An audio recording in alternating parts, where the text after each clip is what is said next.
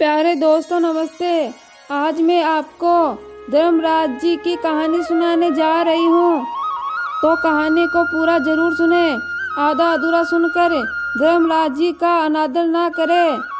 तो आइए कहानी की शुरुआत करते हैं। पुराने जमाने में एक राजा हुआ करता था जिसका नाम चंद्र कुमार था। उनके साथ राजकुमारी भी थी। चंद्र कुमार को अपने आप पर बहुत अहंकार था। उनको लगता था कि उनका राजा होने से ही उनका परिवार खुशहाल है और शान शौकत की जिंदगी जी रहा है। राजा की सभी राजकुमारियों में से छोटी राजकुमारी धर्मराज जी की भगत थी। रोज धर्मराज जी की कथा सुना करती थी, उनकी पूजा अर्चना करती, धर्मराज जी के सारे नियमों का पालन करके ही भोजन करती थी। एक दिन राजा अपनी रानियों और राजकुमारियों के साथ महल में बैठे थे। अचानक राजा ने सोचा कि राजकुमारियों से पूछा जाए कि वो किसके भाग्य का खाती हैं। जब उन्होंने यह प्रश्न अपनी राजकुमारियों के सामने रखा तो उनकी 6 राजकुमारियां ने कहा, पिताजी हम तो आपके भाग्य का खाते हैं। छोटी राजकुमारी चुप थी। जब राजा ने उससे पूछा तो राजकुमारी बोली, पिताजी मैं तो अपने भाग्य का ही खाती हूँ। ये सुनकर राजा बहुत क्रोधित हो गए। उसने कहा, मैं यहाँ का राजा हूँ, यहाँ का सारा राजपाट संभालता हूँ और मैं यहाँ की प्रजा को चलाता हूँ, तभी तो तू खाती है। राजकुमारी ने कहा, नहीं पिताजी, ये तो धर्मराज जी की कृपा दृष्टि है।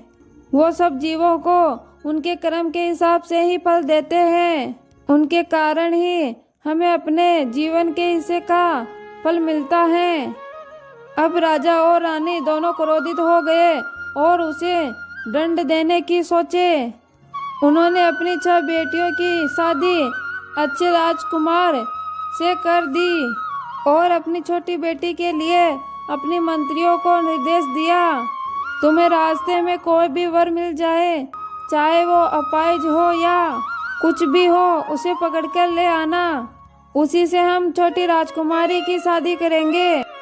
राजा का विचार जानकर धर्मराज जी ने सोचा कि छोटी बेटी तो हमारी प्रिय भगत हैं, उसके साथ मैं अन्याय कैसे होने दे सकता हूँ।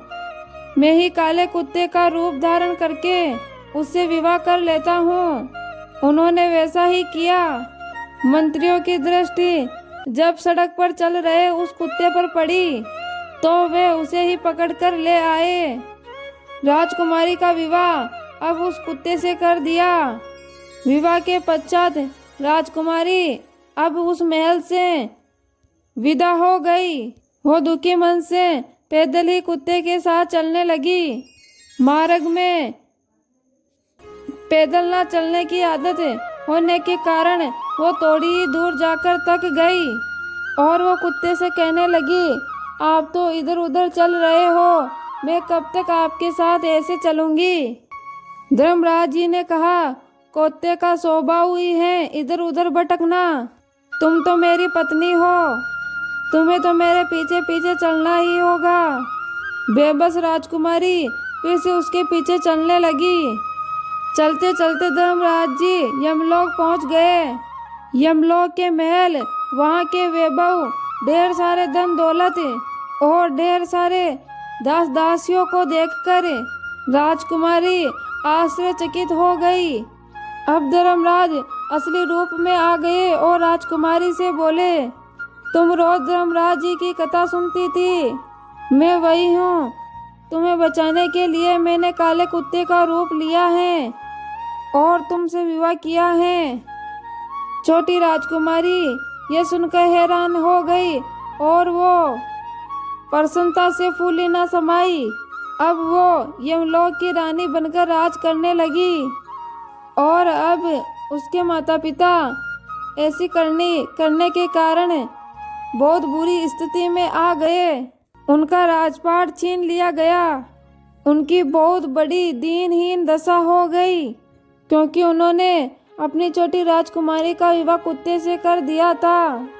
हे धर्मराज जी भगवान, जैसे आपने उस राजकुमारी पर कृपा रखी वैसे इस संसार में सब पर रखना, और राजा और रानी के संग जैसा व्यवहार किया वैसा किसी के साथ मत करना। प्रिय भगत गणों, आपको यह कहानी अच्छी लगी हो तो इसे लाइक शेयर कमेंट और अपने YouTube चैनल को सब्सक्राइब करें। धन्यवाद।